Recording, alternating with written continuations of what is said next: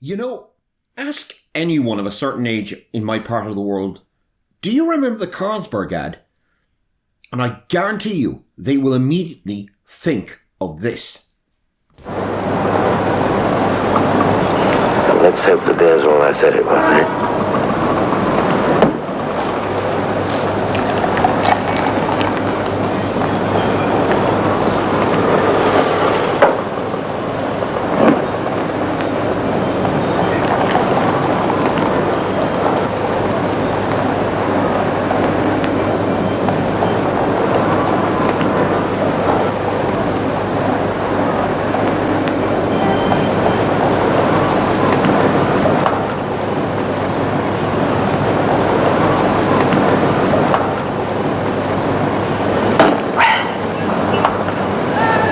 Waiting for? Carlsberg. Still probably the best lager in the world. Taken from the 1958 classic Ice Cold and Alex, it has become one of the iconic moments in cinema.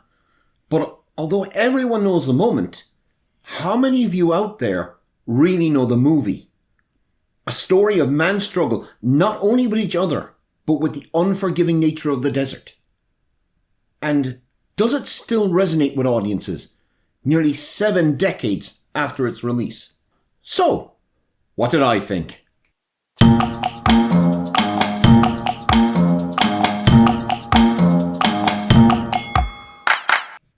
North Africa, 1942, and the Allied stronghold of Tobruk is about to fall to Rommel's Afrika Korps. The alcoholic Captain Anson, played by John Mills, is ordered to evacuate to the safety of Alexandria in his ambulance, Katie, taking with him his loyal Sergeant Major Pugh, played by Harry Andrews, and 2 nurses stranded, Sister Murdoch, played by Sylvia Sims, and Sister Norton, Diane Clare. On the way, they meet mysterious South African Captain Vanderpoel, played by Anthony Quayle, a man with 2 large bottles of gin in his backpack and his own mysterious reasons for reaching the Allied lines. When I was a kid, way back in the 80s here in Ireland, when it came to watching movies on TV, you really didn't get much choice. With only 2 channels, RTE, the national broadcaster, tended to hold back the newer films for special occasions like bank holidays and Christmas. What a damn nuisance! So, on a Saturday afternoon, you tended to get a mixture of Dick Tracy serials, Andy Hardy movies, and Charlie Chan pictures. Like I said, not much choice. It was the early 80s. But one rainy Saturday afternoon in November, I turned on the TV about a third of a way through a matinee. An old black and white war movie where a British ambulance crew in pitch darkness struggled to save their companion from quicksand. And in that moment, watching this life and death struggle, I was hooked on this tale of war and humanity. And safe to say, 4 decades on, I still am. As I pointed out in my 12 o'clock high review, when people think of triumphalist war movies, they immediately think of Hollywood first. But the truth is, it was the British, not American film industries that tended to be triumphalist after the Second World War. There was no cynicism to be found in British films, unlike, say, in American films like Attack. You play the gutless wonder just once more and I lose men because of it. I'll come back and I'll get you, Cooney. I'll shove this grenade down your throat and pull the pin. Instead, the war was played almost as a lark, where British fair play and decency always got the better of the Hun. Perhaps it was a reaction to the fact the country had gone through so much, with large swathes of British cities reduced to rubble and the population facing rationing until 1954. Cinema was a reminder to the audience that what the nation had gone through had been worth it. There were, of course, throughout the early 50s, films that tried to show the reality of the war, such as The Cruel Sea. But for every Cruel Sea, there was a dozen Albert RNs, or wooden horses. However, by 1957, the mood had changed. Audiences had begun to look for far more realistic tales of the war, signalled by the success of The Bridge on the River Kwai and its elegiac ending. What have I done? Of course, the British film industry would still churn out boys' own adventure-style films like Battle of the V1 and No Time to Die, but we would rapidly begin to see a harder-edged, more cynical form of storytelling. Films like Sea of Sand, The Camp on Blood Island, and the subject of today's review, Ice Cold than Alex. Released in 1958 and based on the novel of the same name, Ice Cold than Alex was for its time groundbreaking, and looking back now has to be considered not only one of the great British films of the 50s, but of the 20th century. This is a war film where, oddly enough, about a third of the way through, the war takes a back seat, as it becomes a tale of courage, survival, fortitude, and basic human decency. Adapted from his own book by author Christopher Landon and screenwriter T.J. Morrison, the film smacks of an authenticity rare at the time. Landon had served in North Africa in the Royal Medical Corps, first as an enlisted man before earning a battlefield commission. So this is a story written by a veteran, someone who has seen the chaos of war. Earlier scenes in Tobruk lack the Dunkirk spirit a lesser writer would have included. There is no sense of being all in this together.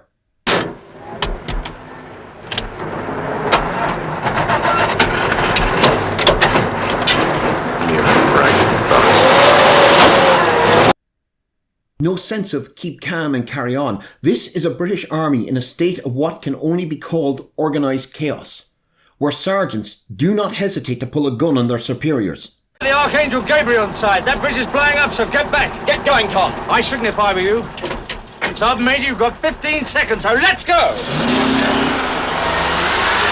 And that feeling of authenticity is only aided by the performances, in particular John Mills. Mills, who had been a leading man for 16 years, had become the epitome of stiff upper-lip wartime heroics. Hey, sir. What's that? It's a pullover, sir. As worn in the Australian Navy, I suppose. No, sir. Not in this Navy either, Mr. Duffy. Even in the film Dunkirk, which had been released a month earlier, Mills played a cheeky, albeit slightly too old Cockney corporal who knew how to behave in the face of the enemy. He's a badly hurt corp? He's dead. Stupid, run for it! But here, Mills, who was 49 when cast, plays Anson as worn out, a man who has seen too much and it shows on the lines of his face. But even more unusual for Mills is, Anson is apparently a fairly unlikable drunk, seemingly obsessed only with where his next drink will come from. I bet he's giving him hell in that foul German of his.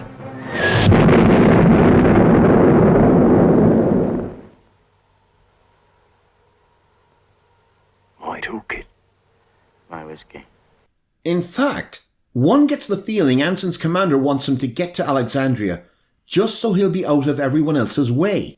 Anson's own reasons for getting to Alex may be selfish, cynical, but through Mills's performance, his character becomes again the man he once was, and someone the others rely upon as he dreams of simply having a beer.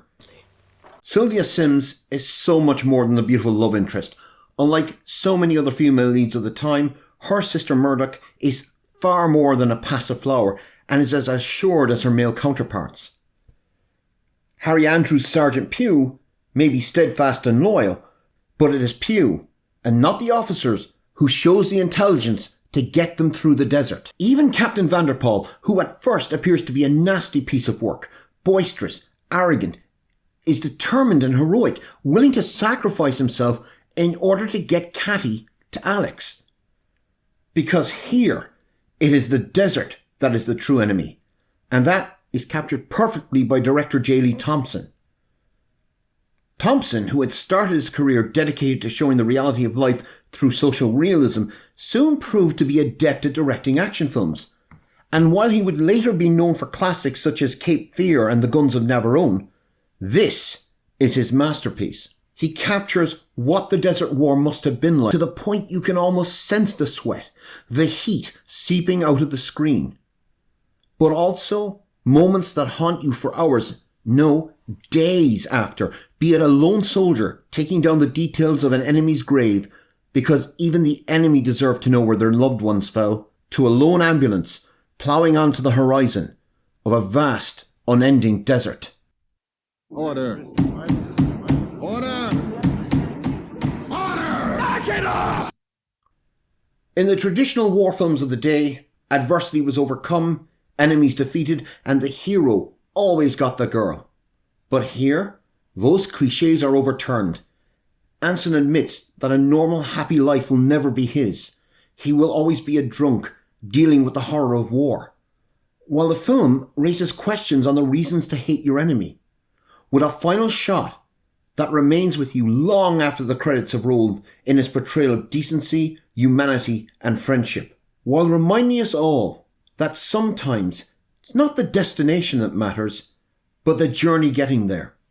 Ice Cold and Alex is available on multiple platforms and is guaranteed to be on TV every couple of months. The only question I have is, if you're watching this review and have never seen it, why the hell not? Please, sir, I want some more. More? All right, stop it. Stop it right there. Go on, fill up the bowl.